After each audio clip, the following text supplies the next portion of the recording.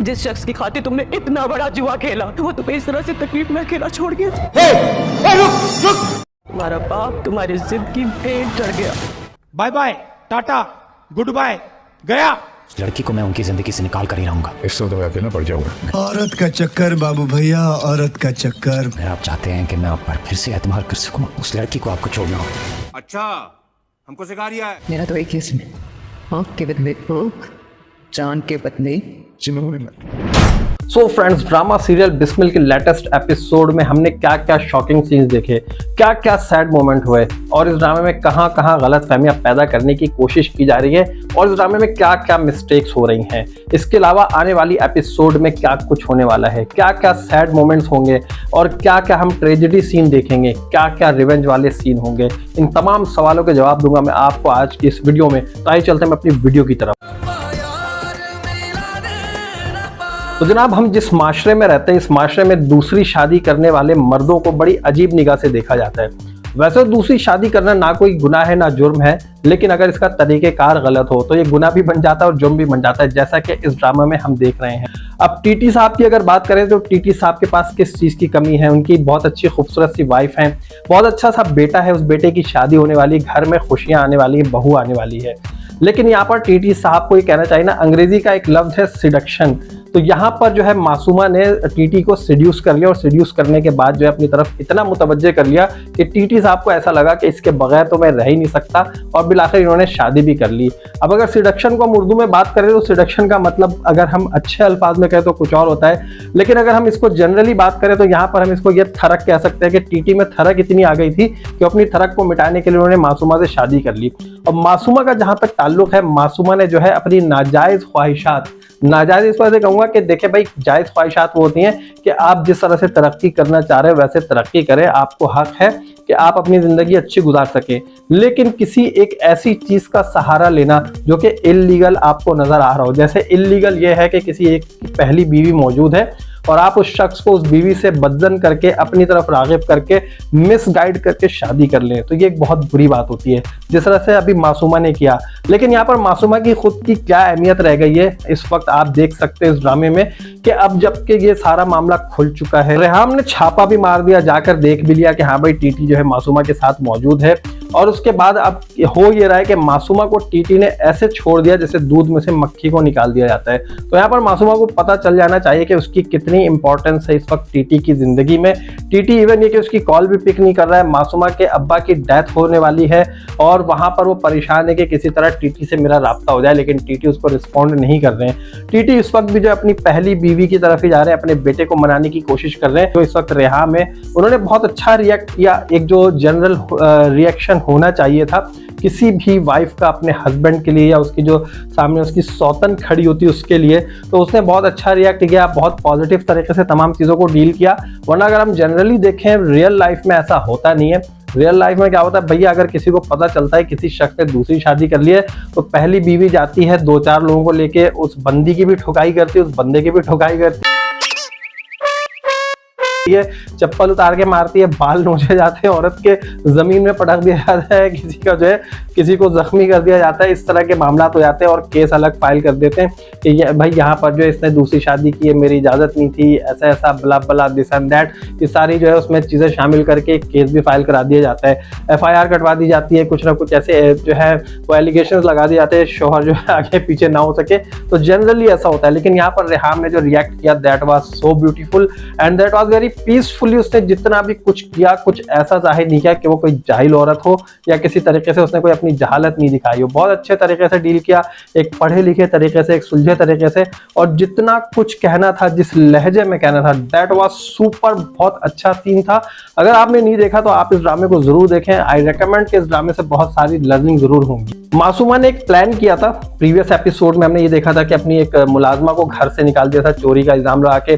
मुलाजमा उसे पता था कि ठीक जो है जाएगी, रेहाम के पास सारी बातें बताएगी, उसका तीर जो है ठीक ठीक निशाने पे लग रहा था। लेकिन मासूमा को अभी खुद भी ये नहीं पता था कि उसके साथ आखिर होने क्या जा रहा है। पहले तो ये समझी थी कि जब वो रेहाम के पास न्यूज आएगी तो रेहाम बड़ी शॉक्ड हो जाएगी और उसके बाद जो है वो एक कोना पकड़ लेगी, अपने आप को अलग कर लेगी, टीटी मेरी तरफ आ जाएगा क्योंकि मैं तो बड़ी खूबसूरत हूँ, मैं तो यंग हूँ, वो तो बुढ़िया है, वो उसे छोड़ देगा।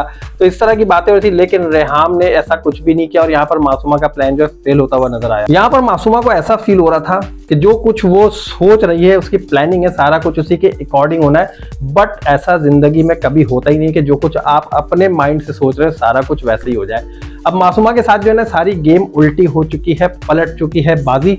टीटी जो है वो अपनी पहली बीवी पर ही ध्यान दे रहे हैं, अपने बेटे को मनाने में लगे हुए। दूसरी तरफ इसका जो रिएक्शन था रेहाम का, उसने उसके वालिद साहब को भी बहुत बातें सुनाई। उसके वालिद साहब जो हार्ट पेशेंट है और उस चीज को बेयर नहीं कर पाए, उसके बाद जो है वो हॉस्पिटलाइज हो गए और अब वो अपनी आखिरी सांसें ले रहे हैं। यहाँ पर मासूमा का ये कहना बहुत गलत है कि जो कुछ भी हुआ है वो उस रेहाम की वजह से हुआ, रेहाम की वजह से नहीं हुआ। बीबी, आपको ये सोचना चाहिए था कि जो कुछ आप करने जा रही है सारा कुछ तीर निशाने पे वैसे ही नहीं लगता है। अब जो कुछ भी हुआ वो आपकी वजह से हुआ, ना आप इस तरह की हरकतें करती, ना ये डिस्क्लोज करती अपना निकाह, ना आपके बाप को ऐसा कुछ होता और आने वाली एपिसोड में इसके बाप की डेथ भी होनी है। इसका भी जिम्मेदार वो उसी को ठहराती हुई नजर आएगी, जो कि सरासर गलत है। लेटेस्ट एपिसोड में कुछ डायलॉग ऐसे थे जो मुझे बिल्कुल भी पर्सनली पसंद नहीं आए। एक डायलॉग ऐसा था कि रेहाम ने किसी जगह पर टीटी से ये कहा कि भाई गुनाह कर दिया तुमने। तो मैं ये समझता हूँ कि ठीक है, वॉट एवर, निकाह किया, गलत तरीके से किया, तरीकेकार गलत था, वो डिजर्व नहीं करती थी। उसने जो है अपनी लालच में निकाह किया और इन्होंने जो अपनी थरक में निकाह किया, लेकिन वॉट एवर, निकाह तो उसने किया, कोई गलत काम नहीं किया, कहीं मुंह काला नहीं कर रहा था। तो यहाँ पर इसको गुनाह से तशबीह देना ये छोटा मतलब एक बहुत ही बड़ा चीप सा वर्ड हो जाता है। तो इस तरह के वर्ड से जो है ड्रामे में थोड़ा सा राइटर को चाहिए था कि गुरेज करे, कुछ और इसकी जगह रिप्लेस कर सकते थे इस वर्ड को। एंड नेक्स्ट यहाँ पर जो उसके बेटे का कैरेक्टर नजर आ रहा है मुस्तफा का, वो उसका रिएक्शन जो है बहुत ज्यादा नेगेटिव हो चुका है। रिएक्शन ठीक है, अम्मा का जहां आना था उस वक्त बेटा समझाता, अब्बा से पूछता, थोड़ा सा जो है आपस में नेगोशिएट करते, बातचीत करते, इस मामले को बैठकर डिस्कस करते और फिर यही कहते हैं कि इसका नतीजा क्या निकलना है अब आप बता दें। इसे पीसफुली भी वो कर सकते थे, बट इसमें इतना पैनिक फैलाना, इतना टॉक्सिक हो जाना और फिर ये भी कहना कि मैं जो है मासूमा को जान से मार दूंगा। तो भैया, मासूमा को जान से मारने के बाद आप जो है एक मर्डर कहलाओगे, तो आपको कोशिश यही करनी चाहिए कि आप इस तरह की हरकतें ना करो, ना तो कुछ इस तरह के डायलॉग्स बोलो अपने अब्बा को। ठीक है, अब्बा के साथ तुम्हारी दोस्ती जरूर है, but he is your father. आपको ये सोचना चाहिए कि इन एनी सर्कमस्टांसेस आपको अपने वालिद साहब को उसी तरह ट्रीट करने जैसे एक फादर को ट्रीट किया जाता है। एंड देन आपको उसका सोल्यूशन निकालना चाहिए। यू आर एजुकेटेड पर्सन, आपको जाहिल नहीं हो जो फौरन मरने मारने की बात कर रहे हो। तो यहाँ पर जो है इस स्टोरी में या इस डायलॉग में मुझे थोड़ा सा लैक नजर आया था, जो कि मैंने आप लोगों के साथ शेयर कर दिया है। यहाँ पर टीटी का कैरेक्टर बड़ा मशकूक सा हो चुका है। भैया, अगर आपने शादी कर ली है, पहली शादी कर ली, उसको भी निभा रहे, दूसरी शादी की, इट इज योर 100% रिस्पॉन्सिबिलिटी कि आप जो है अपनी दोनों बीवियों में डिफरेंशिएट नहीं करेंगे, दोनों को जो है आप पैरेलल राइट्स देंगे बीवी होने का। अब आपने निकाह कर लिया है, शरई तौर पे, कानूनी तौर पर आपका जो है आपकी रिस्पॉन्सिबिलिटी बनती है कि आप जो उसे बीवी के तौर पर एक्सेप्ट करें। और अभी जिस तरह आपने टोटली उसे इग्नोर किया हुआ है, निग्लेक्ट कर रहे हैं, इस तरह नहीं करना चाहिए। यहाँ पर अगर आपको देखा जाए तो सबसे बड़े मुजरिम आप हैं, और अगर किसी सेंस में कहना चाहिए कि आप इन दोनों बीवियों को गुनहगार हैं, तो यहाँ पर ये बिल्कुल ठीक होगा। मासूमा ने लालच में शादी की या जैसे भी की, बहरहाल शादी तो कर ली ना, कोई गलत काम नहीं किया। मैं ये कह रहा हूं ना कि अगर गलत काम हो जाता तो फिर यहाँ पर जो है किसी को गुनहगार ठहराया जा सकता था। एनीवेज, यहाँ पर टीटी को ये चाहिए कि अब जो है वो अपनी दोनों बीवियों को पैरेलल राइट्स दे, और एक दूसरे को अगर साथ नहीं रख सकता, बारह दोनों साथ तो रहेंगी नहीं। अब यहाँ पर मासूमा की जिंदगी खतरे में डालना, शादी करके उसे छोड़ देना, या फिर अपनी इस बीवी के साथ कुछ देखना है कि इस तरह के मामला हो मैं इसे डिवोर्स दे दूं। बहरहाल ये रेहाम को तो डिवोर्स नहीं देगा। ये हो सकता है कि मासूमा को किसी ना किसी तरह पैसे वैसे देकर ये छोड़ दे और बाद में मासूमा की शादी उसके अपने उसी पुराने मंगेतर से हो जाए जिससे वो करने की कोशिश किया करते थे।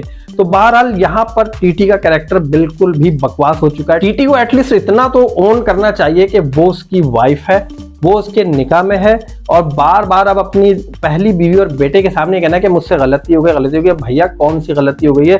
तुम कौन सा किसी ऐसी जगह रात गुजार के आए हो जहाँ पे आप जो है पेड कंटेंट आपने कोई ऐसा किया हो? तो ऐसी कोई बात नहीं है। आप बता दो मेरी बीवी है, अगर आप उसे माँ के तौर पे एक्सेप्ट नहीं करते हो मत करो, तुम उसे है अपनी दूसरी सौतन के तौर पे एक्सेप्ट नहीं करती मत करो, but she is my wife according to Pakistani law, according to शरिया वो मेरी वाइफ है और मैं उसके राइट्स दूंगा।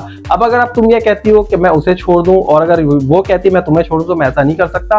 मैंने जब दोनों से शादी की है तो मैं दोनों की रिस्पॉन्सिबिलिटी पूरी कर सकता हूं। I have enough money, I have enough thing कि मैं दोनों के साथ जो है पैरेलल अपना बिहेवियर रख सकता सकूं। अब ये सोचना चाहिए टीटी को। बहरहाल टीटी जो भी करेंगे आगे क्या होगा, मुझे तो टीटी की तरफ से कोई अच्छी न्यूज आती हुई नजर नहीं आ रही है। आने वाली एपिसोड में बहुत ज्यादा रिवेंज और आपको जो है एक ट्रेजेडी दिखाई जाएगी। यहाँ पर मासूमा के फादर की डेथ हो जाएगी। मासूमा यही कहेगी कि मेरे फादर की डेथ की जिम्मेदार रेहाम है और वो यहाँ पर जो है रिवेंज लेने का सोच रही होगी, लेकिन उसे ये नहीं पता कि अभी रिवेंज लेने के लिए जो टीटी का बेटा है मूसा, वो खुद भी हाथ में पिस्टल लहराते हुए उसी मैयत के घर में पहुंचेगा और वहां पे आकर क्या धमकियां देगा ये नहीं पता। बहरहाल गोली तो नहीं मारेगा अभी, लेकिन कुछ ना कुछ धमकी देकर जरूर जाएगा, धमका कर जाएगा मासूमा को या उसकी अम्मा को। मासूमा की अम्मा जो है वो पहले से कुछ ना कुछ खबरदार जरूर करती चली आ रही है, अभी भी वो खबरदार ही कर देंगी। मासूमा को यही कहेंगी कि देखो मैंने तुम्हें मना किया था, तुम्हारा बाप जो है तुम्हारी नाजायज ख्वाहिशात की नजर हो गया और इसी तरह जो है आगे क्या करोगी, अब मैं भी एक वक्त में मर जाऊंगी, तुम अकेली रह जाओगी। मुझे ऐसा लगता है कि मासूमा जो है वो आगे अकेली ही रह जाएगी और अगर अकेली नहीं भी रहेगी तो एटलीस्ट जो इसका पुराना मंगेतर है उसके साथ इसकी शादी हो जाए, लेकिन मुझे नहीं लगता कि अब वो इसे एक्सेप्ट करेगा। मोहब्बत तो वो करता है, लेकिन मासूमा ने उससे एक बार भी मोहब्बत का इतराफ नहीं किया और हमेशा जो उसे टाइम पास के तौर पे रखा। तो हो सकता है कि इसी के सेम वो भी ऐसे ही बिहेवियर इसके साथ रखे कि जिस तरह तुमने मुझे एज एन ऑप्शन रखा था, मैं भी तुम्हें एज एन ऑप्शन रख रहा हूँ। तो अगर मेरी शादी वहां नहीं होती तो मैं तुम्हें देख लूंगा, तो अगर नहीं तो तुम अकेली जिंदगी गुजारती रहो। तो फ्रेंड्स अब हम देखते हैं कि टीटी का आगे क्या डिसीजन होगा। क्या ये रेहाम को छोड़ देगा, क्या ये मासूमा को छोड़ देगा? रेहाम को तो मुझे बिल्कुल भी लगता कि छोड़ेगा, मासूमा को जरूर छोड़ सकता है, या इसका बेटा अपनी मनमानी कराने के लिए अपने सर पे पिस्टल रखेगा और रखने के बाद अपने बाप से कहेगा कि आप फौरन मासूमा को डिवोर्स दें। अगर आप डिवोर्स नहीं देते तो आपका बेटा आज के बाद आपको नजर नहीं आएगा। तो यहाँ पर ये पॉसिबल है कि इस तरह का कुछ सीन हो जाए। क्या होगा आने वाली एपिसोड में जानने के लिए आप मेरे चैनल को सब्सक्राइब कीजिए। वीडियो आपको पसंद आए तो जल्दी से लाइक कीजिए और कोई कमेंट करना है तो कमेंट कीजिए और मुझे नेक्स्ट वीडियो तक के लिए इजाजत दीजिए। अल्लाह हाफिज।